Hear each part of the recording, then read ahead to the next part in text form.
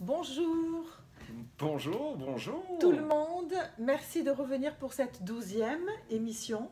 12e est déjà la dernière. T'imagines comme Oui. ça a été vite le temps. Alors, sauf que ça fait quand même 3 semaines, un mois qu'on n'est pas revenu, Oui, parce mais qu'on a été surbooké, c'est un euphémisme. C'est dingue. Attention de ne pas taper sur la table, je referme la parenthèse. Non, parce que ça fait du bruit. Tape pas sur la table. Voilà. Donc, en fait, c'était notre petit couple virtuel Jean-Bernard et Caroline. Et il s'avère que nous clôturons avec la communication dans le couple, puisque c'était un lièvre soulevé par ta compagne Daniela, qui Mais n'a oui. jamais pu nous rejoindre. Oh, elle est aussi toujours bouquée, Voilà, surbookée, voilà. hyper surbookée. Et donc là, nous, on lâche les chiens, c'est l'expression consacrée, parce qu'on ne va pas dire des trucs très sympas. Alors là, Alors, je m'accroche à mes bretelles. quitte à dépasser un petit peu les 10 minutes, comme c'est la dernière fois qu'on vous parle sur le sujet, D'accord. à moins que je revienne toute seule, mais bon. En fait, on communique avec tout. Et- L'univers, non, tout, c'est-à-dire Ben, tout ce que tu fais, avec ton regard, avec tes gestes, avec Ah. ta coiffure, avec ton parfum, oui, avec je tout vois ce que où tu vas dire et avec tout ce que tu ne vas pas ça dire. c'est bien clair, effectivement. Voilà. Donc, ça va d'un niveau très bas, très pragmatique.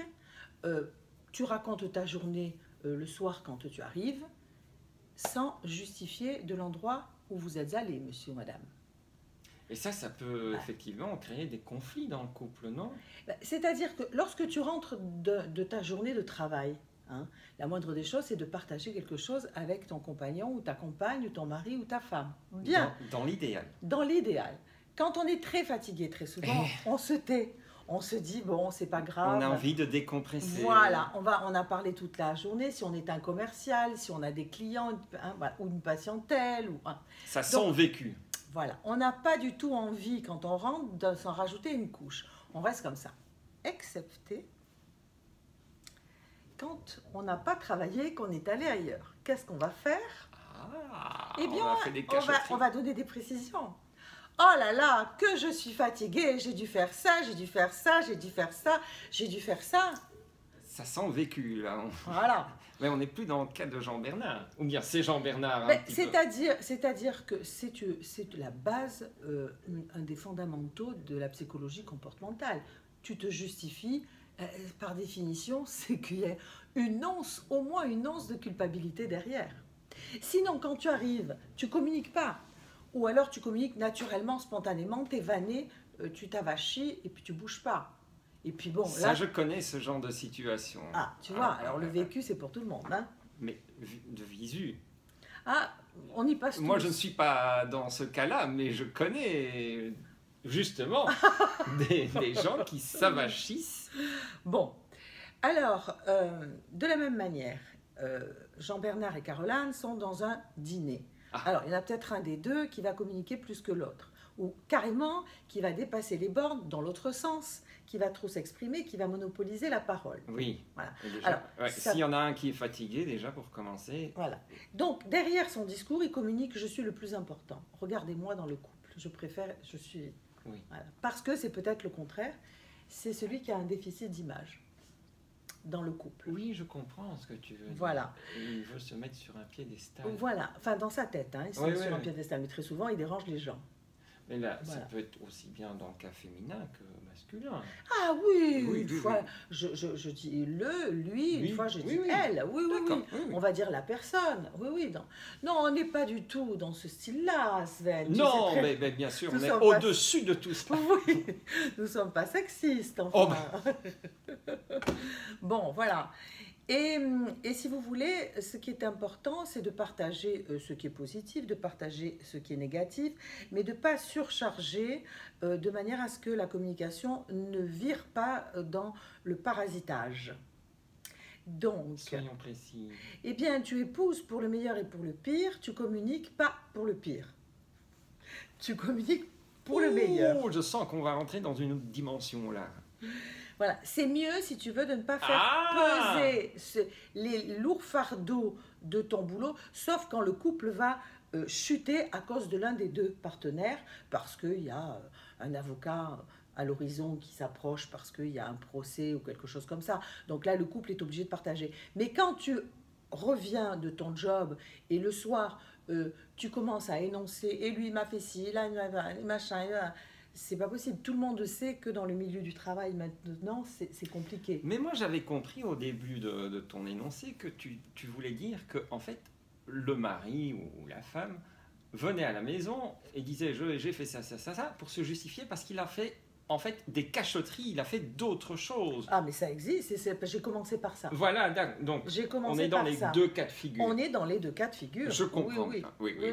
Non, après, qu'est-ce que tu as fait de beau dans la journée, ma chérie, ou le contraire, bon, elle peut toujours dire, j'étais au cinéma, vaudrait mieux qu'elle y soit allée. Oui. Parce que très souvent, bon, voilà, il faut faire très attention parce que la communication, j'en viens à l'essentiel, c'est la seule chose qui nous différencie des animaux, la fonction symbolique, le verbe. Oh, ce n'est pas la seule chose. Ah oui, le vêtement, on peut le mettre, mais les vêtements pour chien, non. Il paraît que nous sommes les seuls êtres à savoir également que nous allons mourir. Et là, on part dans une autre dimension. Oui, non, le savoir chez nous, c'est l'instinct chez les animaux. Ils le savent aussi. D'accord. Mais nous, on va le savoir différemment. On aura un instinct de conservation comme l'animal, mais on est en plus un animal social et on communique par le verbe. Et c'est ça qui nous différencie de l'animal. C'est la fonction symbolique. C'est tout. Bon, écoute. L'opposition du pouce à la main, oui, pour l'appréhension, qui nous a permis de nous relever et de marcher. Absolument. Hein, parce qu'on n'a pas les mains comme les chimpanzés, c'est-à-dire le pouce aligné. Voilà. Nous maîtrisons le feu. Je ne sais pas où tu veux en venir. Je dis que la communication, bon, j'ai rajouté un petit effet. Oui, parce qu'il y a plein d'autres choses, effectivement. Non, il n'y a rien d'autre. Non, il n'y a rien d'autre. Mais il y en a qui disent que les dauphins communiquent également entre eux. Tu ne peux pas faire une analyse. Mais là, on va très très loin. Non, on ne va pas très loin. On parle d'être humain. Oui, mais justement, parce que nous sommes des êtres humains et nous ne sommes pas des dauphins. Mais justement, le dauphin ne parle pas, il communique.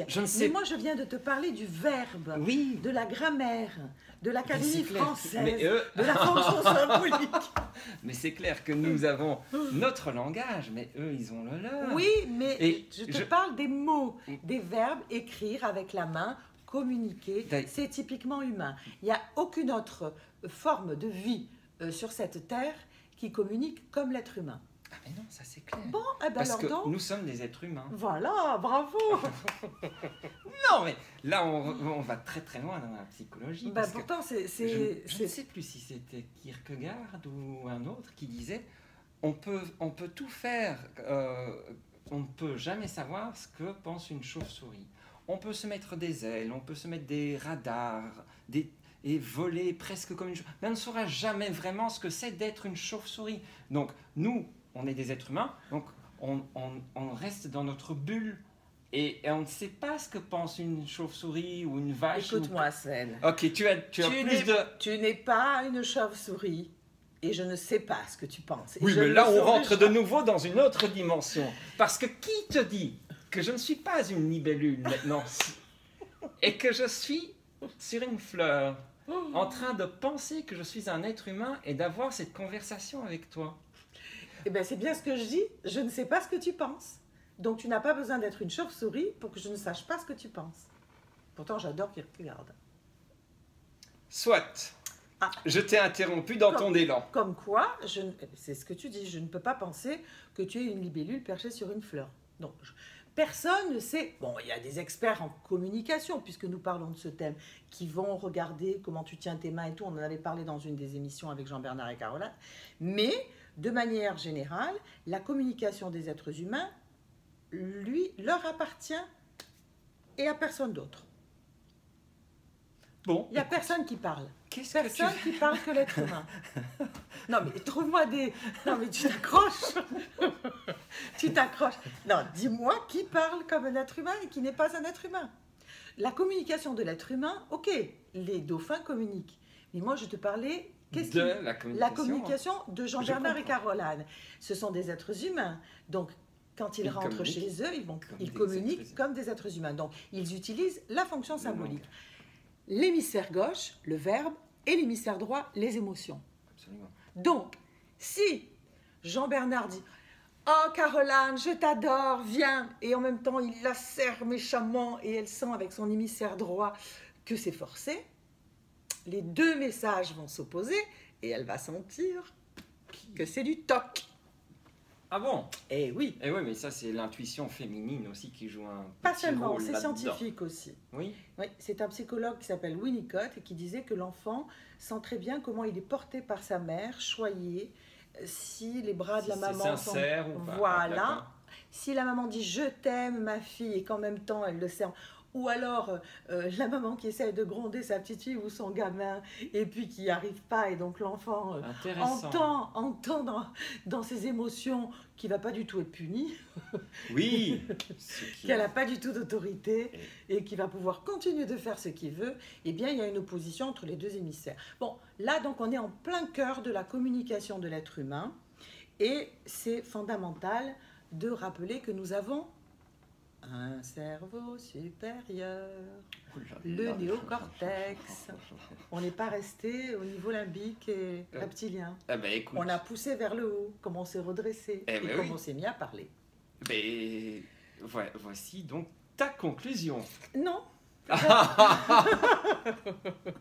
Ma conclusion, elle est que Jean-Bernard et Caroline en ont peut-être pas conscience, mais quand ils communiquent ensemble sur son Feng Shui Corner ou les nouveaux clients acquis au golf ou tout ce qu'ils ont partagé ces derniers mois parce qu'elle a évolué, eh bien c'est ça qui cimente le couple.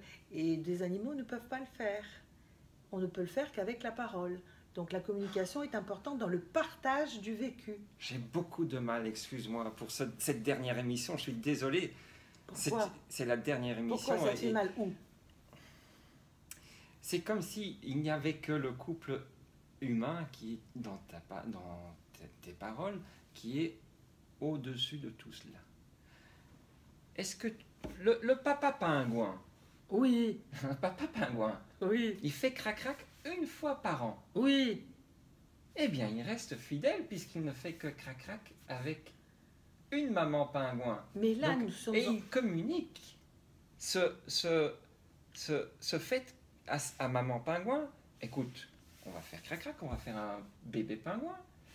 Et c'est une autre sorte de communication. Je suis d'accord, ce n'est pas la communication entre êtres humains. Mais là, Sven, moi je comprends, ça j'entends. Mais le cadre au départ, c'était Jean-Bernard et Caroline. Oui, mais... Voilà, donc moi je parle de la communication dans le couple virtuel, à titre d'exemple, dans les émissions que nous avons faites. Voilà, je compare Jean-Bernard avec un pingouin, ce qui n'a rien à voir. Mais rien à voir. C'est pour ça que je dis, il ne faut pas faire de hors-sujet. Voilà. Excusez-moi, voilà. c'était un aparté. Mais c'est très intéressant c'est très intéressant quand même de savoir que si des pingouins communiquent entre eux, ça serait vraiment dommage que des êtres humains, avec tous les atouts que nous avons en communication, nous n'en profitions pas dans notre couple, en l'occurrence. Un minimum, absolument. Oui. Hein, on peut rester là-dessus. Ça, c'est bien. Ça, c'est une belle conclusion, je pense. Voilà. Bravo. Donc, tu vois, j'adhère complètement à ce que tu dis, mais à l'origine, le cadre est moins riche que le tien. C'est juste ce petit couple virtuel, Jean-Bernard et Caroline. Vraiment du commun des mortels, tu vois. Non, ce n'est pas moins riche, mais effectivement, je suis parti hors champ, effectivement. Mais c'est ça qui est bien, c'est enrichissant. Oui. Hors champ. Ah, les pingouins, c'est un monde. Alors, on vous dit à bientôt. Merci beaucoup d'avoir regardé toutes ces émissions. Voilà. On ne désespère pas de trouver d'autres thèmes. Et on avait parlé de certaines choses, mais on n'en parle plus parce qu'on n'arrive pas à les réaliser. Donc, on revient en réalisant, mais on ne dit plus rien à l'avance. Voilà, ce sera la surprise.